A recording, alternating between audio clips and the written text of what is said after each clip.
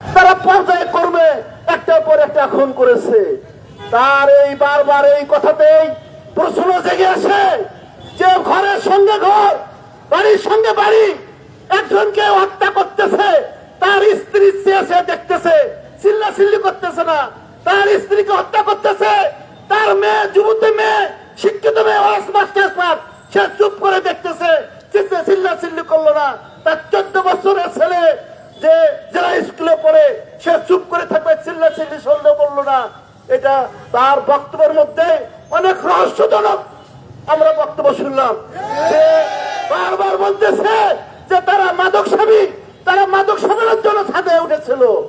সংগ্রামী বন্ধুরা, যদি মাদক সেবী হয়, দুইজনে থাকে, মাদক সেবীদের শরীরে কতটুকু শক্তি থাকে যদি সব সময় তারা মাদক সেবী হয়ে থাকে, এটা আমরা ভালোভাবে জানি। তারা আবার পরিকল্পিত ভাবে বিদ্যুতের লাইন বিচ্ছিন্ন করেছে। সবকিছু মিলিয়ে প্রমাণিত হয় যে এই হত্যা হঠাৎ করে সংগঠিত হয় নাই, পূর্ব পরিকল্পিত হবে এই হত্যাকাণ্ড সংগঠিত হয়েছে।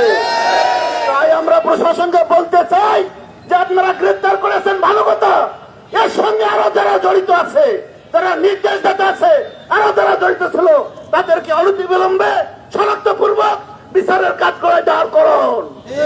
সংগ্রামী রংপুরবাসী, সেই এলাকা, যে এলাকায় হত্যাকাণ্ড সংঘটিত হলো, মাত্র কয়েক মাস আগেও সেখানে এই মাদককে কেন্দ্র করে হত্যাকাণ্ড সংঘটিত হয়েছে। সংগ্রামী রংপুরবাসী, ওই এলাকাটা চিহ্নিত, পরিচিত। এটা আমরা প্রশাসনকে ইতিপূর্বে মৌখিকভাবে, লিখিতভাবে অভিহিত করেছি। তারপরেও কেন সেখানে বিশেষ ব্যবস্থা, বিশেষ তত্ত্বাবধান বাড়ানো হয় না? কয়েক মাস আগে একটা খুন হলো, আবারও খুনের একটা আমরা বিভৎস চিত্র দেখলাম। এই জন্য প্রশাসনকে বলতে চাই, আসুন আপনি দৃঢ়ভাবে, দৃঢ় হস্তে এই সমস্ত ষড়যন্ত্রকারীকে, এই শুধু মাদকের কথা বলে আপনারা এই সমস্ত ষড়যন্ত্রকারীকে, চক্রান্তকারীকে আর করার চেষ্টা করবেন না। সংগ্রামী রংপুরবাসী, এই পর্যায়ে বক্তব্য রাখবেন সেই খুনের সংগঠিত এলাকায়, মাসুয়াপাড়া এলাকার বিশিষ্ট ব্যক্তি জনাব মণি মহন্ত দাদা। জনাব মণি মহন্ত দাদা। আসসালামু আলাইকুম, আদাব। আমি মণি মহন্ত। প্রথমে আমি আমার পরিচয় দিচ্ছি। আমি মণি মহন্ত। আমার বাসা দক্ষিণ কামালকাসনা বরিপাড়া দুর্গা মন্দির সংলগ্ন। যাই হোক, এই বিষয়টা আমি জানি না, এখন আমি শুনলাম কিভাবে এই বিষয়টা, আপনারা তাহলে শোনেন। আমি রংপুর জেলা স্বর্ণশিল্পী শ্রমিক সমিতির সাধারণ সম্পাদক পদপ্রার্থী, মার্কা আমার চেয়ার। তো যাই হোক, আমি ওয়ার্ক করতেছি এই রংপুর জেলায়, মহানগরে ওয়ার্ক করতেছি। ওয়ার্ক শেষে আমি বাসায় যাচ্ছি, রাত বাজে 10:30। হঠাৎ রাস্তায় আমাকে বললো, আমার বাড়ির সামনে, জানিস না কি হয়েছে? বলে কি জানি না তো আমি। যে তোদের এখানে 4টা খুন হয়েছে। 4টা খুন হয়েছে মানে কি করিস তুই? বলে হ্যাঁ 4টা খুন হয়েছে, দেখ খবর নেই। অন্তিম মুহূর্তে আমি সেই জায়গায় গেলাম, যা দেখি লোকারণ্য, বহু লোক, মানে খালি মোটরসাইকেল, অটো, রিক্সা, বহু লোক যাচ্ছে। গেলাম আমি, ঠিকই তো যা শুনি 4টা খুন হয়েছে। আচ্ছা, এটা খুনটা কেন হইল? এর কারণ কি? প্রথমত কারণ হচ্ছে মাদক সেবনকারী, মাদক ব্যবসা। মাদক থেকেই সব ষড়যন্ত্র শুরু, মাদক থেকেই খুন খারাপি শুরু। তাই আমি বলবো, ডিসি মহোদয়কে বলবো, এসপি মহোদয়কে বলবো, এমপি মহোদয়কে বলবো, আপনারা মাদক সম্রাট, যারা মাদক সম্রাট, তাদের বিরুদ্ধে রুখে দাঁড়ান। এই একমাত্র মাদক সেবনকারী হতেই আমাদের ছোট ছোট শিশুরা, আমাদের মা বাবা, ভাই বোন, সবাইকে আমরা এক এক করে হারিয়ে ফেলতেছি। এই যে আজকে জেলা স্কুলের টিচার, উনি নাকি মাসখানিক আগে অবসরপ্রাপ্ত, উনি অবসর হয়ে গেছেন, মাসখানিক হয়। এবং ওনার ওয়াইফও নাকি খুব ভালো লোক, উনিও নাকি ভালো লোক। ওনার মেয়ে অনার্স ফাইনাল করলো শুনলাম, আর ছেলেটা সুন্দর একটা ছোট ছেলে, 12 বছর বয়স, ও ক্লাস 5-এ পড়ে, জেলা স্কুলেই পড়ে।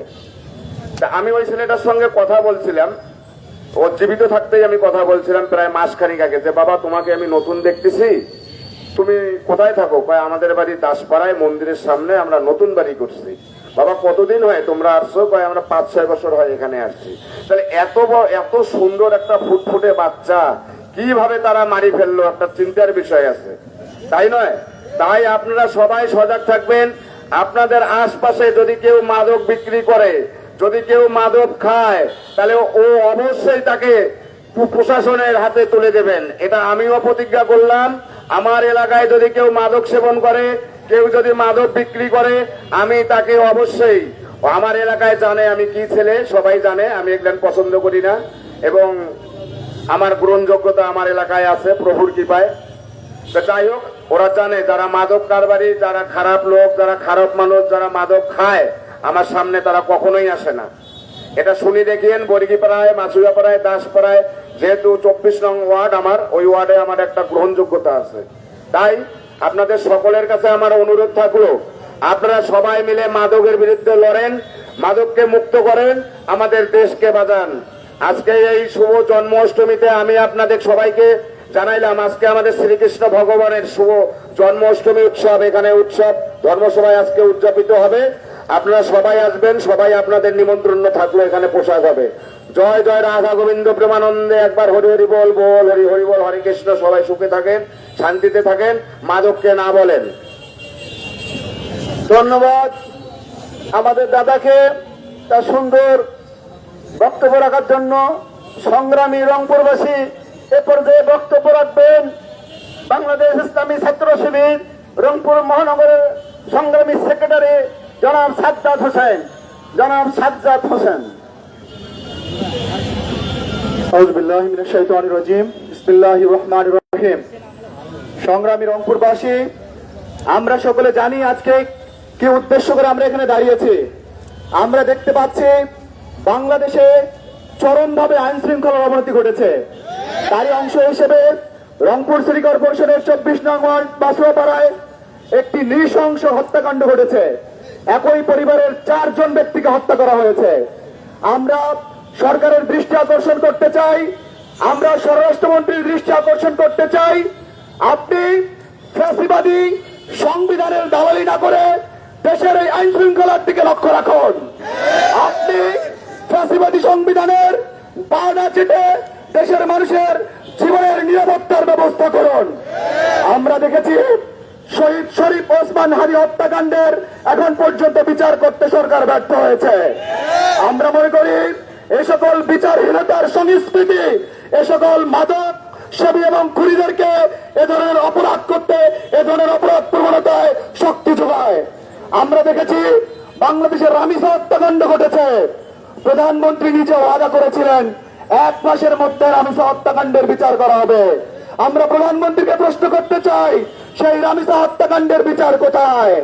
যদি আজকে রামিসা হত্যাকাণ্ডের বিচার বাংলার মাটিতে হতো, তাহলে এ ধরনের হত্যাকাণ্ড কেউ করার সাহস পেত না।